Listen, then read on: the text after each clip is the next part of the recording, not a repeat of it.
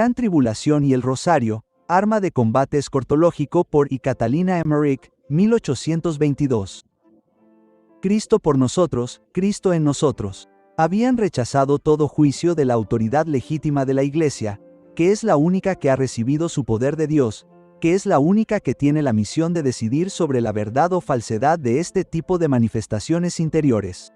Se habían colocado por encima de las reglas de la fe y de los mandamientos divinos, y habían eliminado así toda barrera que hubiera podido proteger a estos desdichados de este mal, cuya funesta influencia hacían crecer como semilla de maldición por donde quiera que pasaban. Jesús les habló de las diferentes sectas religiosas que existían entonces, y las describió como suplicantes blanqueados llenos de la más espantosa corrupción. El tiempo del anticristo no está tan cerca como algunos creen. Todavía habrá algunos precursores. He visto en 2 ciudades a doctores de cuya escuela podrían salir estos precursores. Vio la sesión del sacrificio en el tiempo del anticristo. Tenía que cumplir una penosa tarea en una iglesia donde, por temor a la profanación, el Santísimo Sacramento había sido clausurado y tapiado en una columna, y donde la misa se celebraba a escondidas en una bodega bajo el sacro.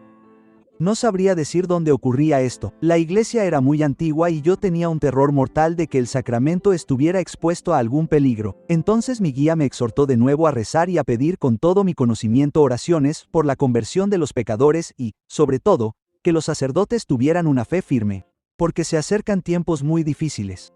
Los no católicos quieren por todos los medios disputar y arrebatar a la Iglesia todo lo que es de su dominio.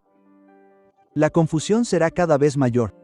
Se guardó silencio sobre la cruz, sobre el sacrificio y la satisfacción, sobre el mérito y el pecado, donde las obras, los milagros y los misterios de la historia de nuestra redención tuvieron que dar paso a profundas teorías de la revelación, donde el Dios hombre que debía tolerarse solo debía presentarse como amigo de los hombres, de los niños, de los pescadores, donde su vida solo valía como enseñanza, su pasión como ejemplo de virtud, su muerte como caridad sin objeto, donde el pueblo creyente era despojado del viejo catecismo, que era sustituido por relatos bíblicos donde la falta total de doctrina debía ser velada bajo un lenguaje ingenuo al alcance de todas las inteligencias, donde los fieles se veían obligados a cambiar todos sus libros de piedad, sus viejas fórmulas de oración y sus antiguos himnos por modernos productos fabriles tan malos e impíos como aquellos con los que pretendían sustituir el misil, el bárbaro y el ritual. No es solo para los incrédulos y enemigos de Dios que combatían a la Santa Iglesia con todas las armas de la violencia y la astucia que la cruz era una necedad y un escándalo. Pero entre los hombres que no querían renunciar a la fe en Jesucristo, uno se alarmó por el número de los que todavía entendían el testimonio del príncipe de los apóstoles.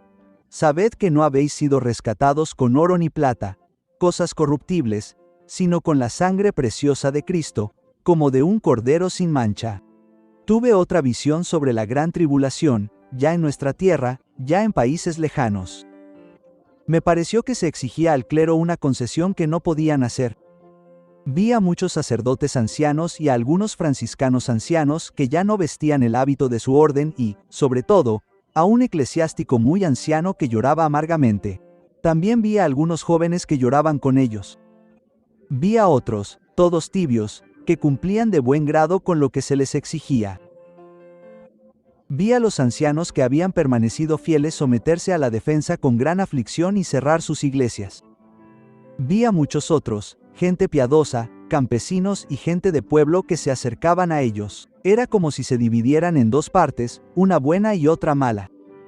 Como los propagadores de las luces sentían un odio muy especial por la devoción del rosario, la importancia de esta devoción se me mostró en una visión de significado muy profundo.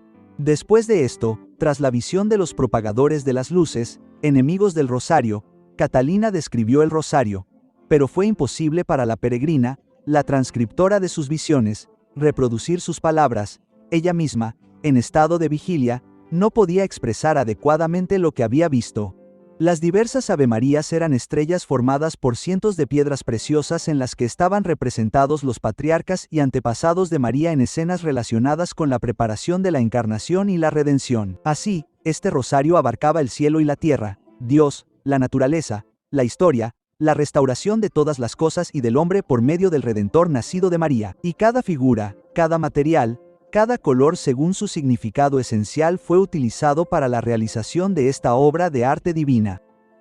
Llegué a la casa de San Pedro y San Pablo, en Roma, y vi un mundo oscuro, lleno de angustia, confusión y corrupción. Vi al Santo Padre en gran tribulación y gran angustia respecto a la iglesia. Vi la iglesia de San Pedro, que un hombre pequeño llevaba sobre sus hombros. Tenía algo de judío en los rasgos de su rostro. El asunto parecía muy peligroso. María estaba de pie en la iglesia, en el lado norte, y extendió su manto para protegerla. Ese hombre pequeño pareció sucumbir. Parecía ser todavía un laico, y yo lo reconocí. Los 12 hombres que siempre veo como nuevos apóstoles iban a ayudarlo a llevar su carga, pero llegaron demasiado lentos. Parecía que caería bajo el peso de la carga. Entonces, finalmente, llegaron todos. Se metieron debajo y numerosos ángeles vinieron en su ayuda. Solo estaban los cimientos y la parte trasera de la iglesia, el coro y el altar. Todo lo demás había sido demolido por la secta y por los propios sirvientes de la iglesia. Llevaron la iglesia a otro lugar. Y me parece que varios palacios cayeron ante ellos como campos de trigo que se cosechan. Aunque solo quedara un cristiano católico, la iglesia podría triunfar de nuevo. Cuando vi la iglesia de San Pedro en su estado de ruina, y cómo tantos eclesiásticos trabajaban, estos dos en la obra de destrucción, sin que ninguno de ellos lo hiciera abiertamente delante de los demás, sentí tal aflicción que clamé a Jesús con todas mis fuerzas, implorando su misericordia. Entonces vi ante mí a mi esposo celestial en forma de hombre joven, y me habló durante largo tiempo.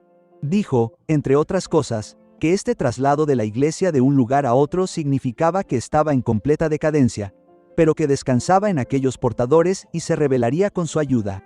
Aunque solo quedara un cristiano católico, la iglesia podría triunfar de nuevo, ya que no tiene su fundamento en la inteligencia y los consejos de los hombres.